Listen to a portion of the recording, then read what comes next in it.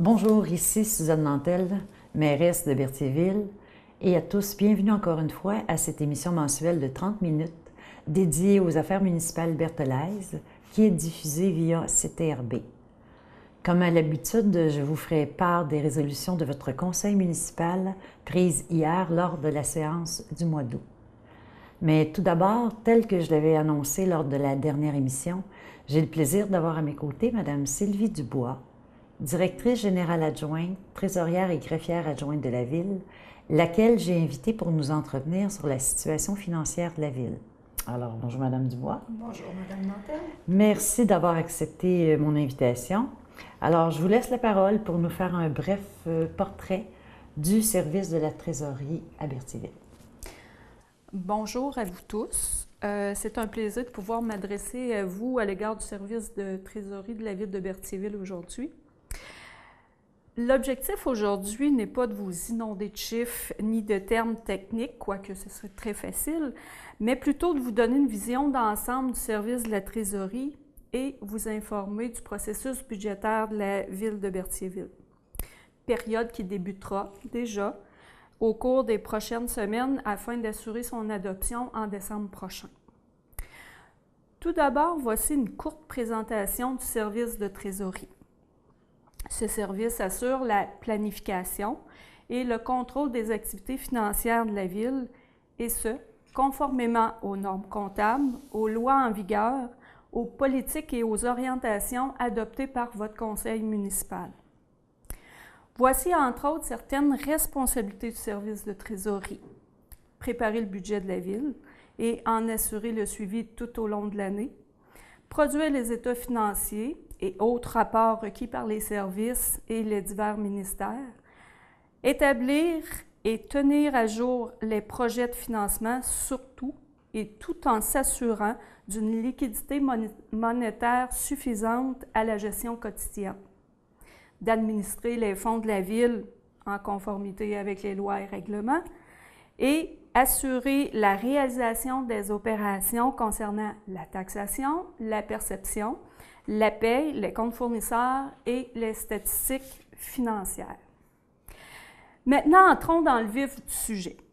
D'une part, j'attire votre attention sur le prochain dépôt du rapport de la mairesse relatif à la situation financière de la Ville. Ce dépôt aura lieu à la séance ordinaire du 3 novembre prochain.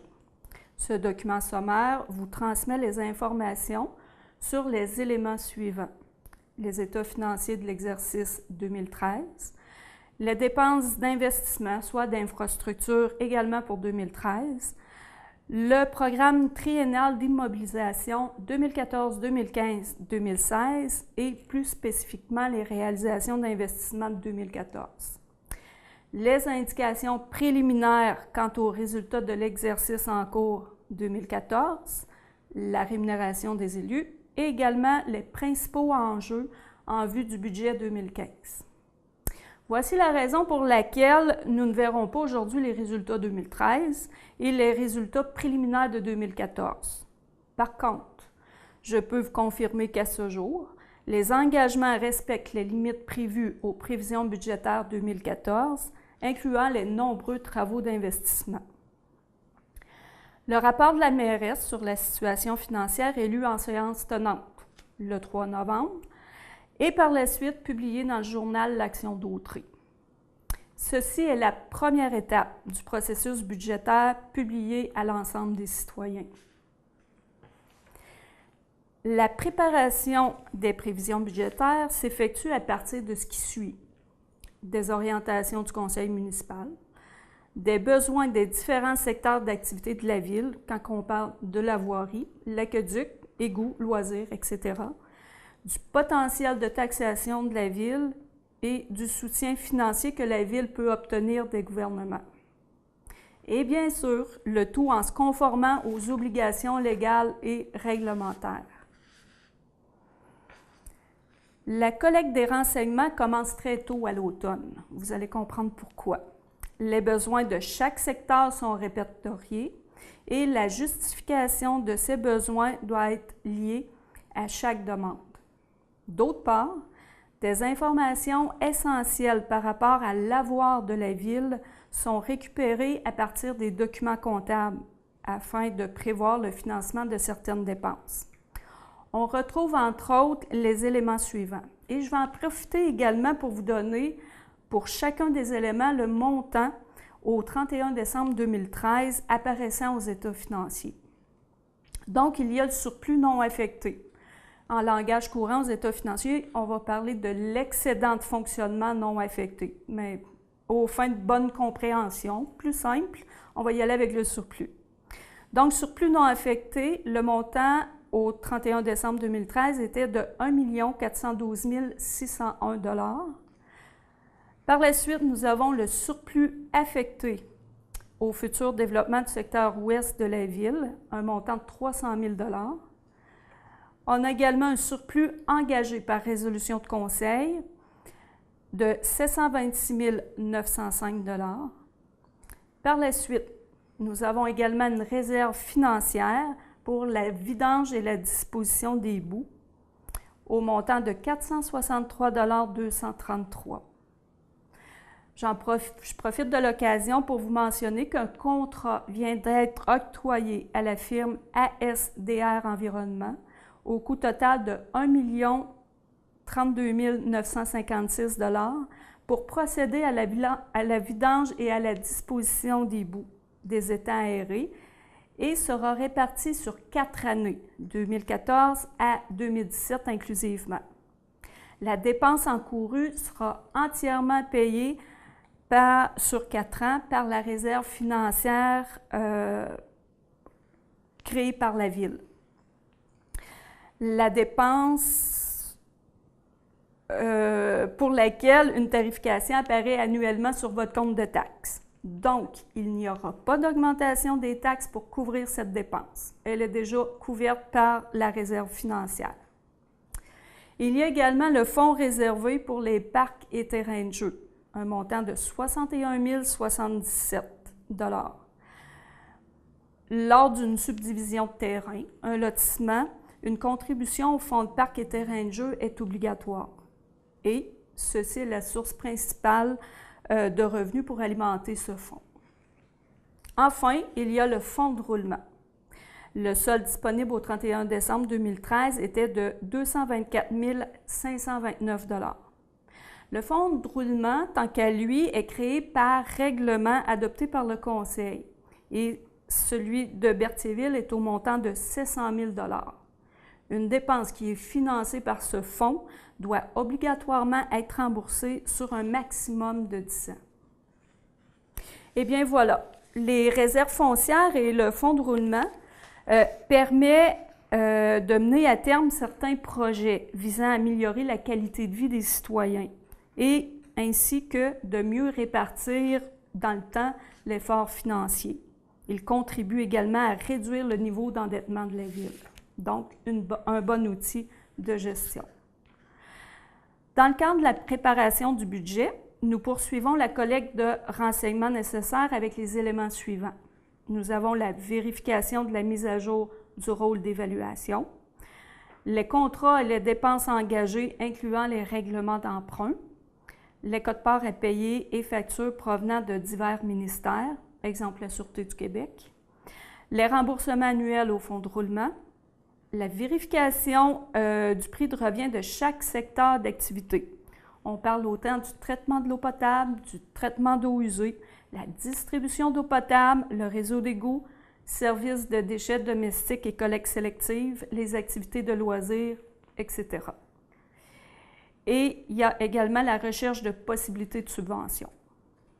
Afin de conclure les prévisions budgétaires, nous devons analyser les sources potentielles de revenus, tels que le potentiel de taxation de la Ville, les revenus pouvant être générés par les services rendus et les subventions. Pour finalement arriver au calcul de taxation et des revenus correspondants. Voici un tour d'horizon sur la partie préparatoire emmenant le Conseil à l'adoption du budget. Avant de terminer, Je veux vous aviser qu'un nouveau rôle triennal d'évaluation sera déposé le 15 septembre prochain pour les années 2015, 2016 et 2017. Vous pouvez prendre connaissance de votre évaluation foncière en vous rendant à l'hôtel de ville ou tout simplement en téléphonant. Toute personne qui a un intérêt à contester l'exactitude, la présence ou l'absence d'une inscription au rôle, peut déposer une demande de révision avant le 1er mai 2015. Un avis public sera publié dans l'Action d'Autrey en septembre prochain pour vous rappeler cette procédure. Je vous rappelle que le rôle d'évaluation est avant tout un outil de gestion, puisque sa principale utilité consiste à indiquer la valeur réelle aux fins de la taxation municipale et la taxation scolaire. Eh bien voilà, j'espère que ces renseignements pourront vous éclairer sur certains éléments du service de la trésorerie de Berthierville. Bien, merci beaucoup, Mme Dubois.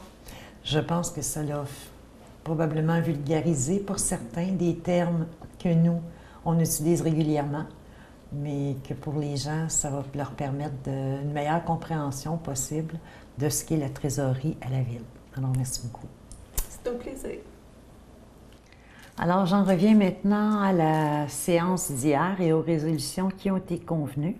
Alors, tout d'abord, l'adoption d'une première résolution visant une étude pour l'ajout d'une génératrice pour l'hôtel de ville. En effet, la Ville de Berthierville souhaite adapter ses installations électriques afin d'être en mesure d'y brancher adéquatement une génératrice en cas de panne. Alors, ces travaux doivent être précédés d'une étude et un relevé des installations électriques existantes, d'une étude aussi de faisabilité et d'un plan détaillé des travaux à réaliser.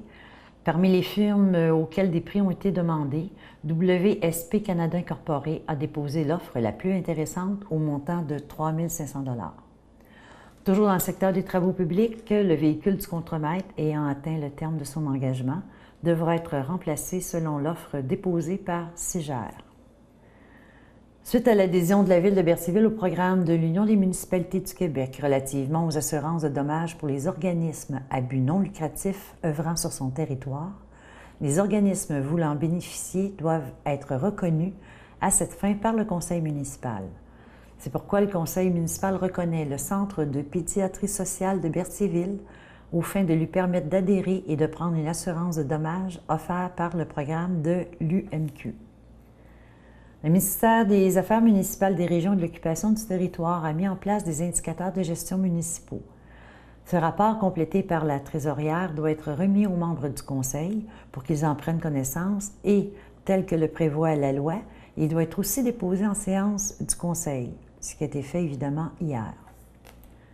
Au budget 2014, le Conseil municipal avait prévu qu'un aménagement paysager serait réalisé en façade du bâtiment de l'Hôtel de Ville. 3 entreprises ont été invitées à y soumissionner et la pépinière Production Petit Bois a déposé l'offre la plus intéressante au montant de 8 376 $.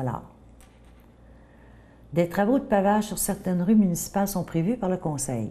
À cette fin, il y a lieu de déposer au bureau du député de Berthier, M. André Villeneuve, le formulaire de demande de subvention dans le cadre du programme d'aide à l'amélioration du réseau routier municipal, suite à une résolution d'avril dernier en ce sens. L'autorisation du Conseil a donc été donnée au directeur général et greffier pour transmettre cette demande en regard des rues potentiellement prévues, soit rue de Frontenac, rue de Lévis, rue Dubé, rue Giroux, rue Goulet, rue Guévremont, rue Olivier, rue Pierre-de-Lestage, rue Rondeau et rue Saint-Dominique. Pour les mois de septembre, octobre, novembre et décembre prochains, le Conseil municipal a désigné M. le conseiller Denis Perrault pour agir à titre de maire suppléant et substitut à la MRC de Dautrey.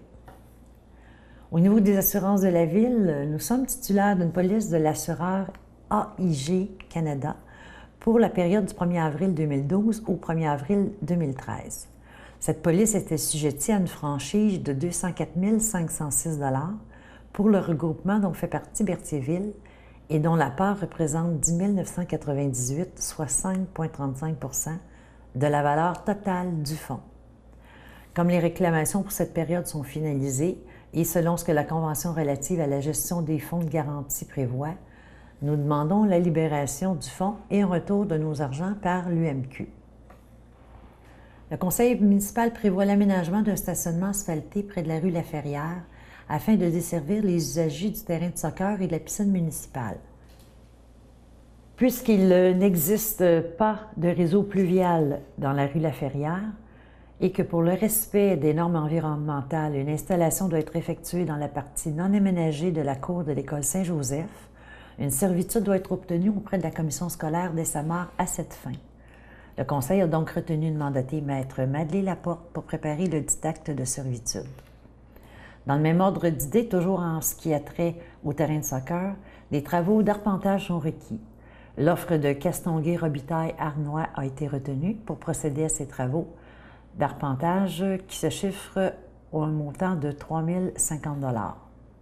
Toujours pour le terrain de soccer, en regard de la résolution de juillet dernier, accordant le contrat de fourniture et d'installation d'une clôture à Clôture Joliette Incorporée, et suite à des discussions entre la Ville de Berthierville et ce fournisseur, une nouvelle offre relative à une clôture commerciale de 4 pieds a fait l'objet d'une autre résolution.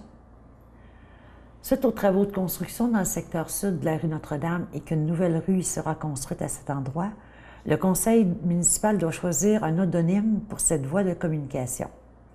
Le conseil municipal souhaite éviter les dénominations dépourvues de tout contenu culturel et tenir compte du contenu enrichissant qu'offrent les noms issus de l'histoire et du patrimoine. C'est pourquoi il a été résolu de désigner la nouvelle voie de circulation construite sur ce lot comme étant la rue Cuthbert, considérant que M. Édouard Octavien Cuthbert a été maire de Berthierville de 1868 à 1873 et de 1877 à 1878.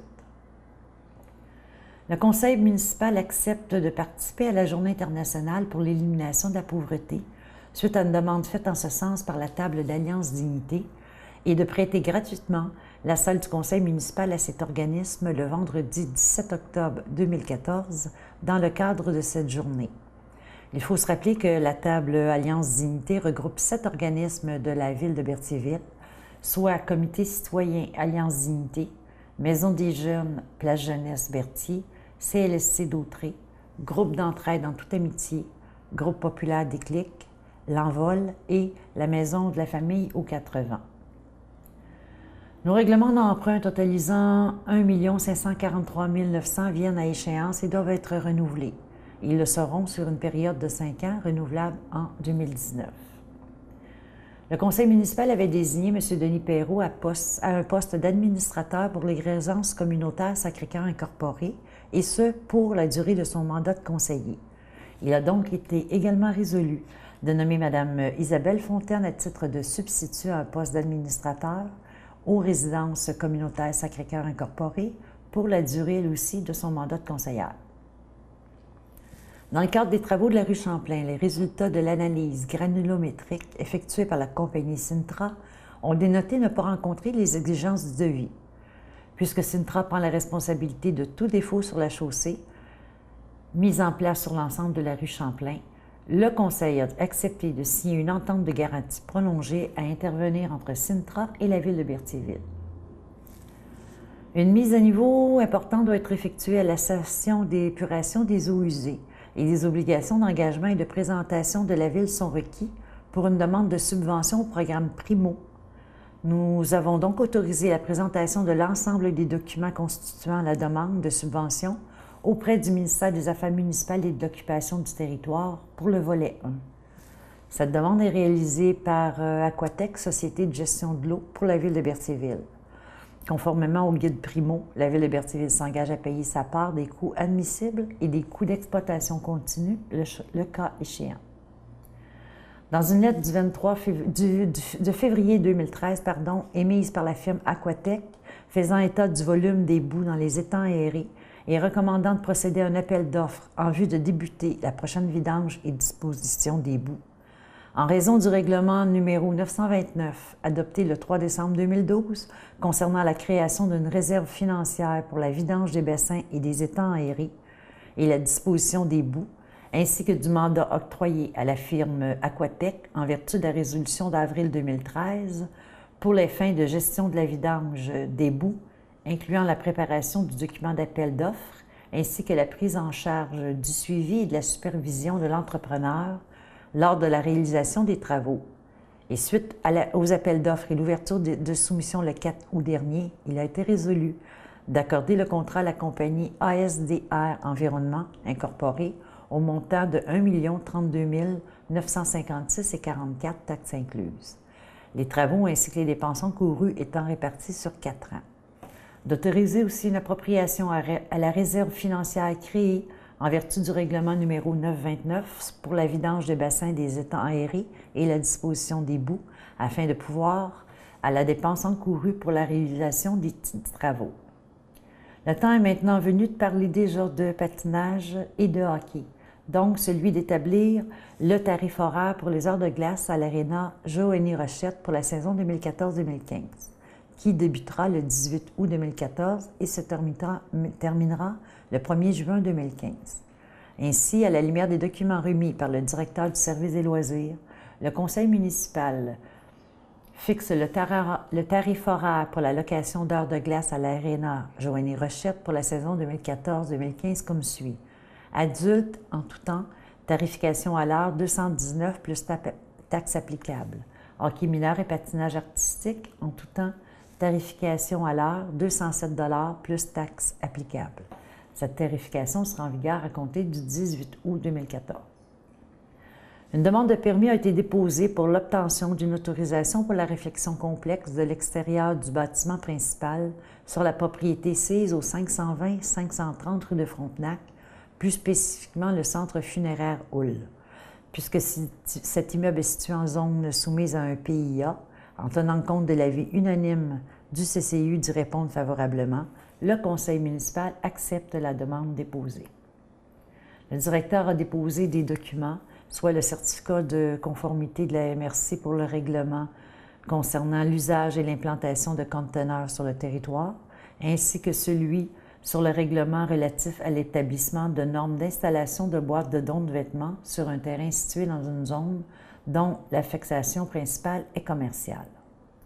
Il y a eu aussi dépôt des rapports de service, soit le rapport de pesée des déchets domestiques et de la collecte sélective du mois de juin 2014, le rapport du service de l'urbanisme pour juillet 2014 et le rapport d'activité de la mairesse pour la période du 1er juillet au 1er août 2014.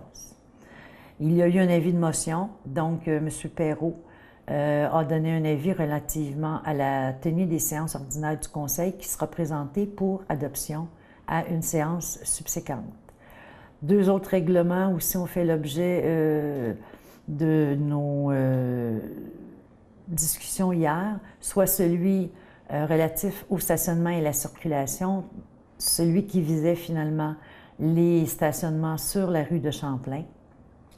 Tous ont renoncé à la lecture puisqu'ils en avaient pris connaissance, et ainsi que le règlement de créer une zone résidentielle à même une zone pour y autoriser la construction de résidences familiales isolées, trifamiliales isolées et multifamiliales isolées d'un maximum de 4 logements. Alors, tous les membres aussi en avaient pris connaissance, donc il n'y a pas eu de lecture du règlement. En affaires nouvelles, pour terminer, il y a eu l'ajout d'une demande du groupe En toute amitié.